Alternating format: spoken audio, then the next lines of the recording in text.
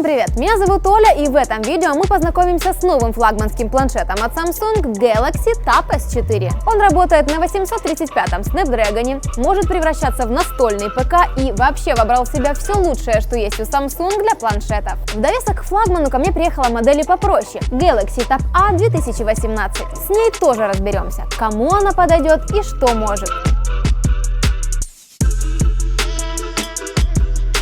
Чтобы лучше понять, как внешне изменился флагманский планшет, вспомним прошлогодний S3. Верхняя и нижняя рамки широкие. Есть логотип Samsung, сканер отпечатков и сенсорные кнопки навигации. В Tab S4 все это убрали.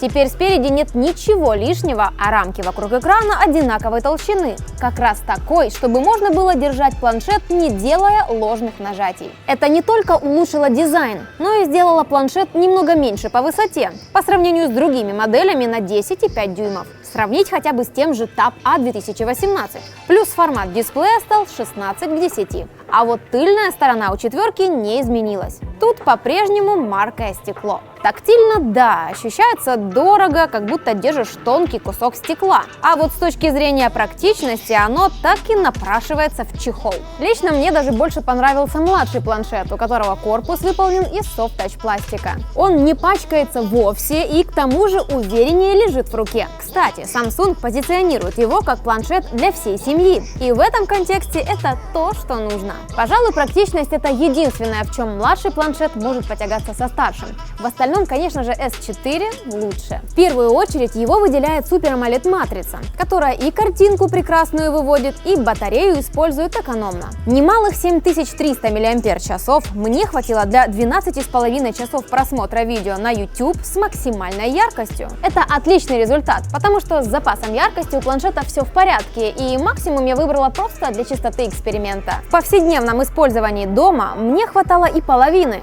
так что батарею в таком режиме можно спокойно растянуть часов до 16 минимум, а то и больше. У Tab A батарея на те же 7300 мАч, но ее хватило на 8 часов. Это уже среднее время, которое обусловлено другим техпроцессом железа и более прожорливой PLS-матрицей, которая не умеет отключать отдельные пиксели, как Super AMOLED. Еще у последней более насыщенные цвета, немного лучше детализация и глубже черный цвет. Но нужно отдать должное и экрану Tab A. Он хорош для своего класса. Если показывать планшеты не вместе, а по очереди, неопытные глаза вряд ли заметят, где какой экран, и будут довольны обоими. Когда провожу такой тест на окружающих, бывает палюсь тем, что забываю выключить звук в видео. Подопытные сразу делают вывод, что там, где хуже динамики, там хуже и экран. Так вот, на этот раз звук ничего не спойлерил. Оба планшета играли одинаково. Это большой плюс в копилку Tab A.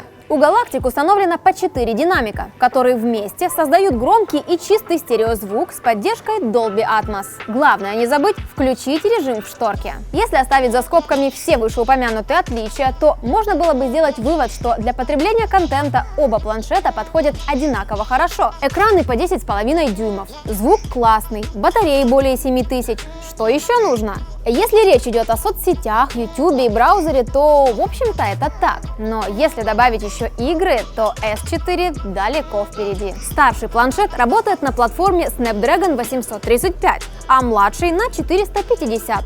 Оперативной памяти 4 против 3, а постоянной 64 против 32. Более слабая платформа неплохо справляется с Android версии 8.1 и фирменной оболочкой. Грузить ее кучей всего не следует. Пара мессенджеров, простые игры и может что-то уровня танков на низкой графике максимум. При таком сценарии его действительно можно советовать как планшет для всей семьи. Особенно если дети только подрастают и не избалованы крутой графикой. И еще есть шанс привить интерес к каким-то обучалкам. Для этого, кстати, есть специальный детский режим. И из него не выйти без пароля. Так что можно не переживать, что ребенок откроет что не нужно или зайдет на какой-то сайт.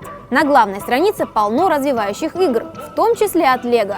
А также есть телефон, камера, галерея и браузер. Все это настраивается исключительно родителям. У он может добавить разрешенные контакты, картинки, видео и сайты. Время использования планшета тоже лимитируется, причем отдельно для будних дней и отдельно для выходных. Детский режим и возможность зарегистрировать несколько пользователей есть и в Tab S4, но его круг применения значительно шире. Не будем забывать, что это флагман. Вот еще несколько его возможностей, которые я приберегла напоследок. Для начала этот планшет, как и его предшественник, поддерживает работу со стилусом, который поставляется в комплекте. В отличие от Note 9, он больше похож на ручку и прячется не в корпусе, а в слоте на чехле, например. Правда, чехол нужно докупать отдельно. Функционал стилуса, как всегда, на высоте. Заметки, рисование или просто работа в системе – вариантов масса. Tab S4 оснащен сканером радужной оболочки глаз. Им одним пользоваться не всегда удобно. Бывает, нужно дополнительно целиться в кружки.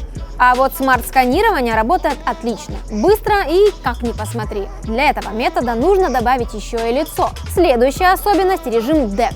Tab S4 – это первый планшет с его поддержкой. Кто не в курсе, он позволяет получить подобие классического рабочего стола компьютера с многооконностью, вкладками и прочими преимуществами. Дальше через один переходник все это выводите на монитор или телевизор, по Bluetooth подключаете клавиатуру, мышь и работаете как за обычным ПК. А можно обойтись вообще без дополнительного экрана. Как видите, режим включается и так. Разве что чехол с клавиатурой хорошо бы добавить. И последняя особенность, о которой хочу рассказать, это скорость работы. 835-й Дракон сейчас хоть и не самый топовый, но и он показывает отличную производительность, которой хватает на все. Система летает при любых нагрузках, будь то браузер с кучей вкладок, игры и тяжелые программы. Отлично работает, и все это вместе взятое. Нехватка мощности, а точнее оперативной памяти, может быть только если разгуляться в режиме DeX и пооткрывать всего и побольше. С играми у планшета тоже все отлично. Самые тяжелые идут на максимальной графике со сглаживанием вообще без тормозов. При этом нет ни малейшего намека на нагрев корпуса. Давайте подводить итоги. Недостатков как таковых в этих планшетах я не нашла. Единственное, за что им можно предъявить, так это за цену. На данный момент это около 390 за младшую модель и около 1000 за старший. Да, вместо флагмана можно купить ноутбук с хорошим железом или пачку бюджетников для всей семьи. Если это кажется более разумным вариантом, то можно свернуть и в эту сторону. Но если нужен именно топовый планшет на андроиде, то это лучшее, что сейчас можно найти. У Galaxy Tab S4 отличный дизайн с тонкими рамками, Super AMOLED дисплей, режим DeX, очень хорошая автономность и производительность и еще пачка флагманских фишек. В свою очередь на стороне Tab A2018 тоже есть что выделить. Отличная сборка с практичным материалом, хорошие батарея и экран, а также фирменное ПО с детским режимом и удобным переключением пользователей. Пишите, как вам эти планшеты и поделитесь своим мнением, а что вообще самое важное в этих устройствах. Экран, мощность, батарея. Будет интересно почитать ваши мысли. Если видео вам понравилось, то ставьте лайк, подписывайтесь на канал и жмите на колокольчик. Будем видеться чаще. Пока!